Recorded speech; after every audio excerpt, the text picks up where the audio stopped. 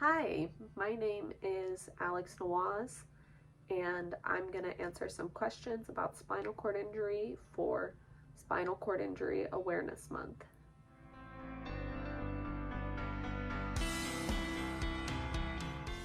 My spinal cord injury was caused by a spinal stroke. Basically, this happened because I had a fall which put enough force in my neck to cause a tear in one of my arteries that led to a clot in another artery in my neck.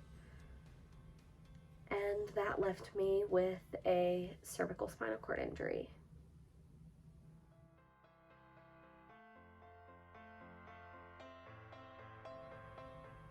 I would say that the world is really not set up for people with disabilities, especially people with spinal cord injuries.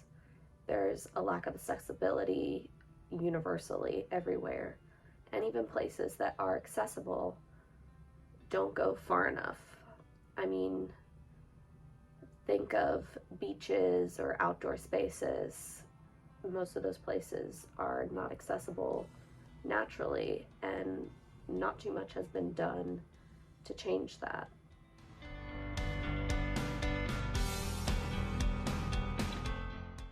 I would say the biggest misunderstanding that people have about spinal cord injuries, or at least people with spinal cord injuries, would be that it's a life-ending injury and that we can't do anything past our injuries, that we should just sit in our wheelchairs and not try to better ourselves. I, love staying active, and I still do all the same things that I used to do, just maybe a little bit differently now, but I by no means just get in my wheelchair every morning and stay there and don't leave my house, because I would go insane if I did that.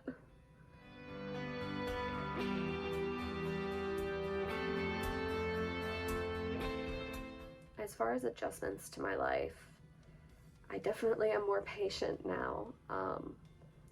All the things that I used to like to do, I still really try to do, but I have to do a whole lot more planning.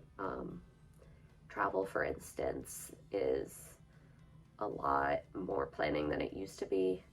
I can't exactly just buy a plane ticket the night before I want to go somewhere and go there like I used to, but with planning and finding an accessible accommodation and an accessible travel route, whether that's driving or flying, it can be done.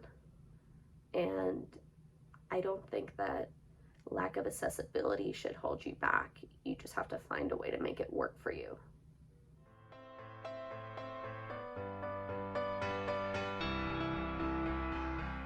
When I was first injured, my spinal cord injury did affect my mental health a little bit.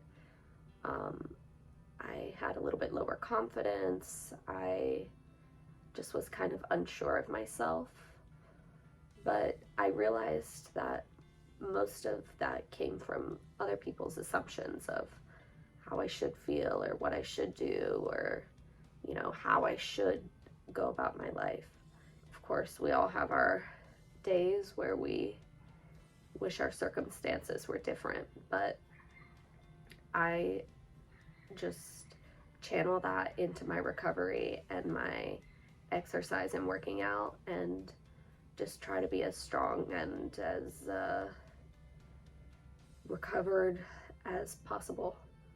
And even if I never get any more function back than I have right now, I've accepted that, and I still think that I can live a happy, successful, full life just as I am right now.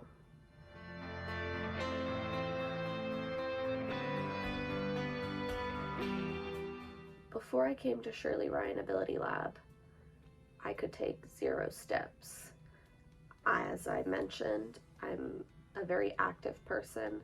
I've never stopped trying to regain strength and function after my injury, but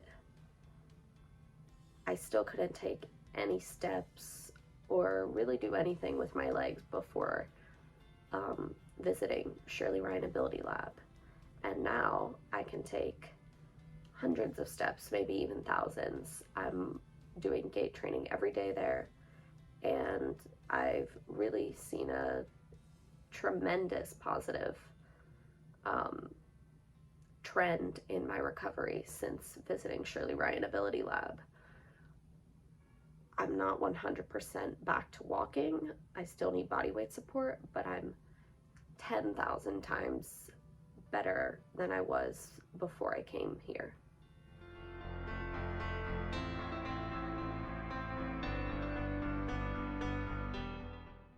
My best advice for anybody with a spinal cord injury is to take things day by day, one thing at a time.